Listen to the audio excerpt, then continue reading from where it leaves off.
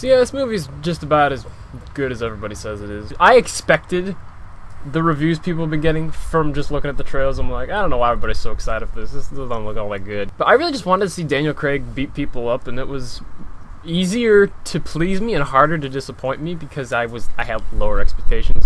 So the movie opens up with a pretty cool tracking shot, and James Bond's got a really nice looking suit, and he's got like a bone skeleton tie. I love that. Craig is definitely my favorite Bond. I think he looks the coolest. I think he's got the best physical acting. When he's punching people, is like he's a killing machine, and it's awesome. Which is why I find his little quips to be very annoying. It's like I want him to be a capable, collected, very powerful guy who's outsmarting everyone. Like I want Bond to be the guy who's like got things going on in the background. He's working with M like off the books to solve some other thing. Like when Moneypenny comes into his office in the beginning and like he's just sitting there like, I know something you don't know. I want Bond to be like the ultimate power over everything. Which is why when Christoph Waltz claims to be like, oh, Le Chiffre, M, they're all connected. That was all me. That came off as really pretentious and forced. And he has some very, very like villainous speeches.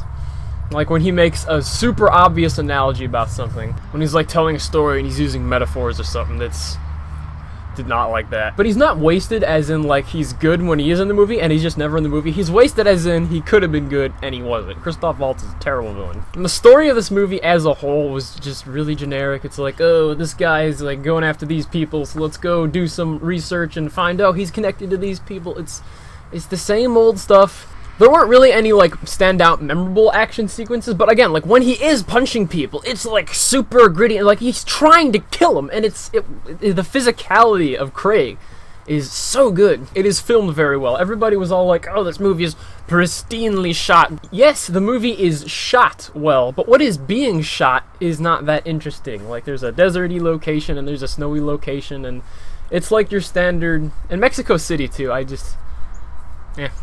the aesthetic of this movie did not do anything for me. And there's a super forced romance between him and the Bond girl. Don't get me wrong, she's pretty cute, but she kind of always makes the same face. But there's a part where she comes on the train, she's like all dressed up, and she's like, you shouldn't stare, Mr. Bond. He's like, well, you shouldn't look like that. And I'm like, I don't know. Maybe some insight into the male mind, or maybe just my mind. I don't know if anybody else thinks like this, but she has like bright red lipstick on, and her face looks like really pale, and she has this like fancy dress, but it's not like a very nice looking dress, and her hair is all, it looks like plastic. It's made so perfectly. Like the scene immediately before that, when she's in like a nightie and she's got no makeup on and her hair is like all curly, she looks like 1,000 times more attractive like that. And then Bond has sex with some 90-year-old Latino woman at the beginning of the movie for no reason at all, and like that was...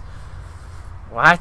That was just weird. Like, I like the casting of this Bond universe. I like Ralph Fiennes, and I like that younger cute kid, and I like Craig as Bond. I think the three of them, like, they work good together. And I want Bond to be this super cool badass, and, like, when he is shooting people, he's just, like, headshot, headshot, headshot. It was, like, his aim is amazing because he's a super secret agent. And, like, when he actually is shooting, it's good for the most part.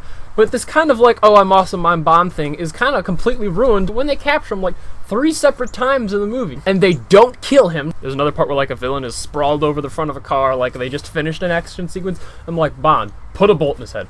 Put a bolt in his head. He's not dead. Put a bolt in his head. And then, sure, it's like, his glove moves later, and he just comes back later again. Like, a capable Craig Bond who knows what he's doing would just put a bullet in his head. You can go without seeing this movie. You're not going to miss anything. It's kind of a shame if this is the last Bond movie, because none of the last 3 even come close to Casino Royale. And even Skyfall. Skyfall is so overrated. Skyfall's not that good. And I saw this in IMAX at a Cinemark, and it was loud. It was so loud. Like it's usually loud. Don't get me wrong. I love it when the subwoofer vibrates my chest when there's so much bass. Ooh, the sun comes out. The high-pitched sounds, they're so loud. And this might be the theater. This might have nothing to do with the movie. But, like, it can reach that ear-piercing volume every once in a while for, like, an explosion or a gunshot. But when the brass section of the soundtrack keeps that absurdly high pitch for, like, a minute at a time, that's too much. The soundtrack is really obnoxious at times. It's like, can we just cut that?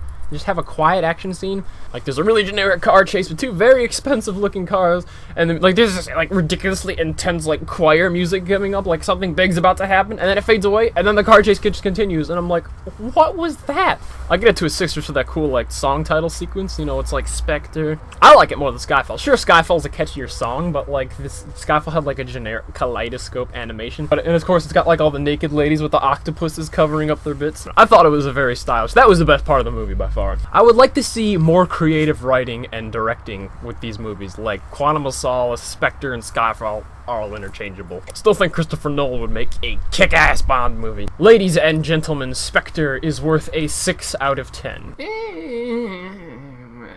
mean, it's not like bad, but it's not like good. Bye.